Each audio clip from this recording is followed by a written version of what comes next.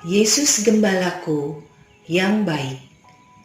Bacaan diinspirasi dari Injil Suci menurut Yohanes bab 10 ayat 11 sampai 18. Sekali peristiwa, Yesus berkata kepada orang Farisi, "Akulah gembala yang baik. Gembala yang baik memberikan nyawanya bagi domba-dombanya. Sedangkan orang upahan yang bukan gembala dan yang bukan pemilik domba-domba itu sendiri, ketika melihat serigala datang, meninggalkan domba-domba itu, lalu lari. Sehingga serigala itu menerkam dan mencerai-beraikan domba-domba itu. Ia lari karena ia seorang upahan dan tidak memperhatikan domba-domba itu. Akulah gembala yang baik. Aku mengenal domba-dombaku dan domba-dombaku mengenal aku. Sama seperti Bapa mengenal aku dan aku mengenal Bapa, dan aku memberikan nyawaku bagi domba-dombaku. Ada lagi padaku domba-domba lain yang bukan dari kandang ini. Domba-domba itu harus kutuntun juga. Mereka akan mendengarkan suaraku, dan mereka akan menjadi satu kawanan dengan satu gembala.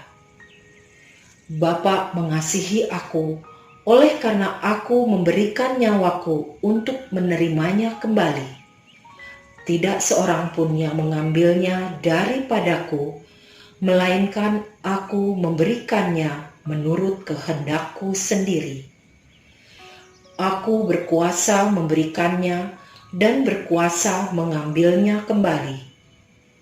Inilah tugas yang kuterima dari Bapakku."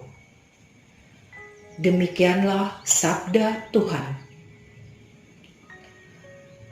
Ciri-ciri gembala yang baik antara lain membawa domba-dombanya ke padang rumput, menuntunnya ke sumber air atau sungai, dan melindungi domba-dombanya dari bahaya. Ia tidak pernah menyiksa domba yang nakal dan menyimpang dari rombongan, melainkan mencarinya sampai ditemukannya kembali domba itu. Ketika pertama kali aku mengenal Yesus, aku masih duduk di kelas 3 sekolah dasar. Pada waktu itu aku dititipkan di rumah paman di kota lain yang adalah keluarga Katolik. Disitulah aku pertama kali melihat salib. Saudara misanku mengatakan bahwa itulah Tuhan Yesus, dan kita harus berdoa kepadanya. Aku tidak memahaminya, tetapi ketika mengalami kesedihan karena harus jauh dari orang tua, aku berdoa begini: "Kalau Engkau benar-benar Tuhan, hilangkan kesedihan dari dalam hatiku." Itulah awal mula aku mengenal Yesus dan berelasi dengannya. Keluarga itu memiliki tradisi yang kuat dalam hidup menggereja. Pada waktu itu liturginya masih tridentin yang menggunakan bahasa Latin. Aku tidak mengerti sehingga hanya memperhatikan gerak-gerik para pelayan Ekaristi tersebut. Setiap kali ikut misa, aku duduk sebentar, kemudian keluar bermain di halaman gereja sampai saatnya misa selesai, lalu pulang ke rumah. Kemudian aku melanjutkan pendidikan di sekolah Katolik, bahkan kuliah di universitas yang dikelola oleh para imam Jesuit. Namun tidak sedikit pun aku ingin dibaptis. Jadilah aku berkeliaran ke berbagai macam spiritualitas yang menawarkan berbagai cara untuk selamat dan bahagia.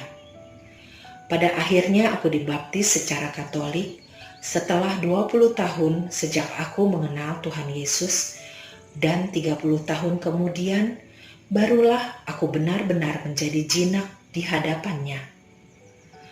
Tuhan itu panjang sabar dan besar kasih setianya.